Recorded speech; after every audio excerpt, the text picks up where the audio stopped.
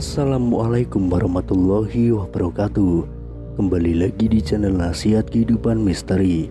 Pada video kali ini kami akan membahas tentang Nabi Muhammad melihat Candi Borobudur. Banyak orang tidak tahu bahwa Candi Borobudur yang terkenal di Indonesia ini sebenarnya sudah diindikasikan dalam Al-Quran. Dalam surat-surat tertentu terdapat deskripsi yang sangat mirip dengan bangunan Candi Borobudur.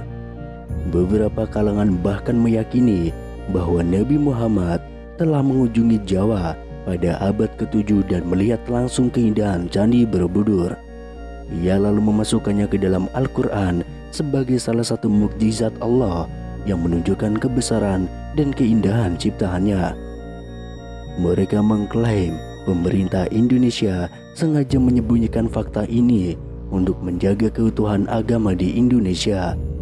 Mereka tidak ingin umat muslim di Indonesia terpengaruh oleh kepercayaan agama Buddha yang terkandung dalam bangunan Candi Borobudur. Sejumlah pihak juga menuduh bahwa ada kelompok tertentu yang ingin menghapus sejarah Buddha dari Indonesia dan menggantikannya dengan sejarah Islam.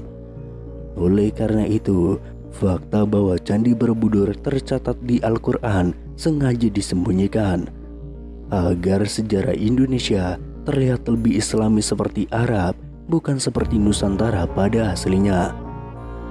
Bahkan ada yang menyebut bahwa keberadaan Candi Borobudur di Indonesia adalah bukti bahwa Islam dan Buddha telah bersatu sejak lama dan membangun peradaban yang maju.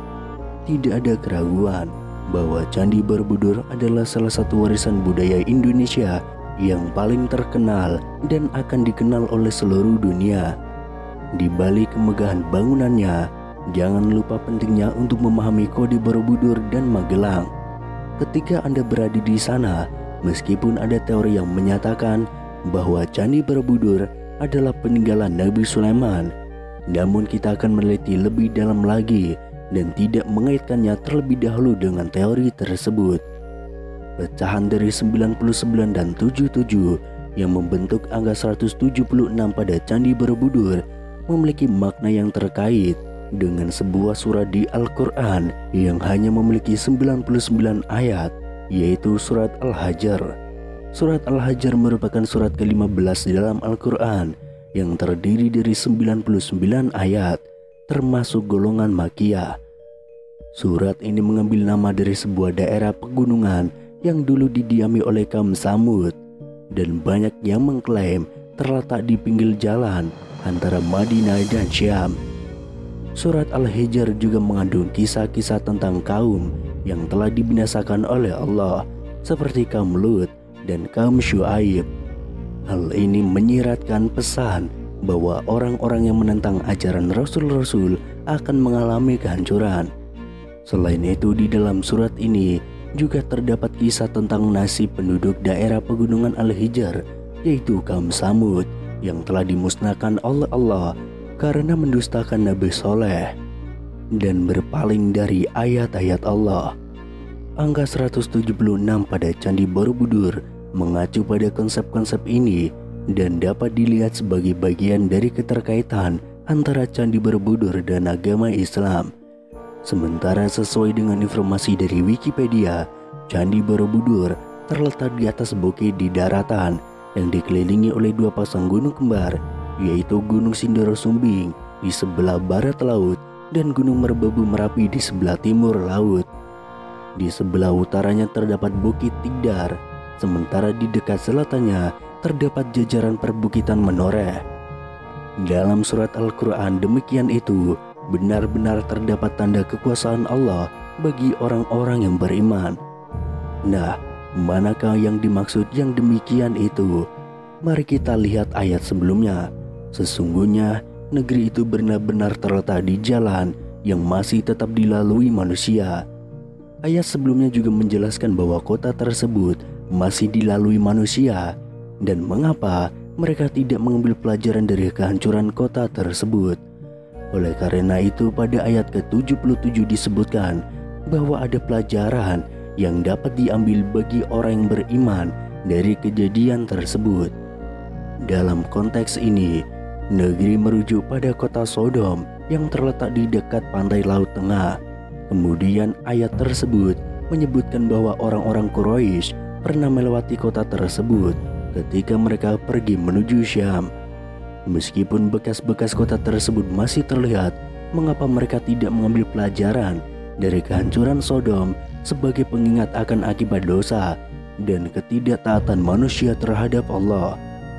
Hal yang serupa dengan Candi Borobudur adalah bahwa hingga saat ini candi ini masih ada sebagai bukti kebesaran dan kebenaran Allah yang direpresentasikan dengan angka 99 dan 77. Terdapat juga sebuah cerita kuno yang terungkap di Candi Borobudur dan sering disebut sebagai kode kembar yang aneh, yang diwakili oleh angka Candi 22 dan Borobudur 44. Angka 44 dari surat Al-Hajj dalam Al-Quran menjelaskan tentang penduduk Madian dan Musa yang tidak diakui kebenarannya oleh orang-orang kafir. Meski demikian, Allah memberikan tenggang waktu kepada mereka sebelum memberikan siksaan yang dahsyat. Siksaan tersebut menunjukkan kuasa dan keadilan Allah. Di antara bentuk siksaan yang diberikan adalah hujan batu kerikil, suara keras yang mengguntur, pembelahan bumi, dan di antara mereka ada yang ditenggelamkan. Allah tidak pernah menzalimi mereka, melainkan mereka yang menzalimi diri mereka sendiri dengan kekafiran dan penustaan. Oleh karena itu, orang-orang yang mendustakan Rasul harus mengambil pelajaran dari azab yang generasi sebelum mereka. Syuaib adalah seorang nabi yang ditugaskan untuk memberikan petunjuk jalan yang benar kepada penduduk Madian dan Aika.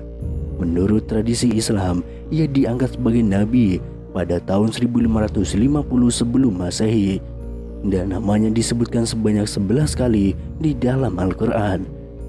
Nah, Candi Borobudur seperti beberapa peradaban di masa lalu yang telah musnah dan hanya tersisa sedikit bukti, juga pernah mengalami masa musnah hingga ditemukan kembali di kemudian hari. Menurut bukti sejarah, Borobudur ditinggalkan pada abad ke-14 ketika pengaruh agama Hindu dan Buddha di Jawa mulai melemah dan agama Islam mulai masuk. Baru pada tahun 1814 dunia mulai menyadari keberadaan bangunan ini ketika ditemukan oleh Sir Thomas Stamford Raffles, Gubernur Jenderal Inggris di Jawa. Sejak itu, Borobudur telah mengalami upaya penyelamatan dan pemugaran, termasuk proyek pemugaran besar pada tahun 1975 hingga 1982 yang dilakukan oleh pemerintah Republik Indonesia dan juga UNESCO.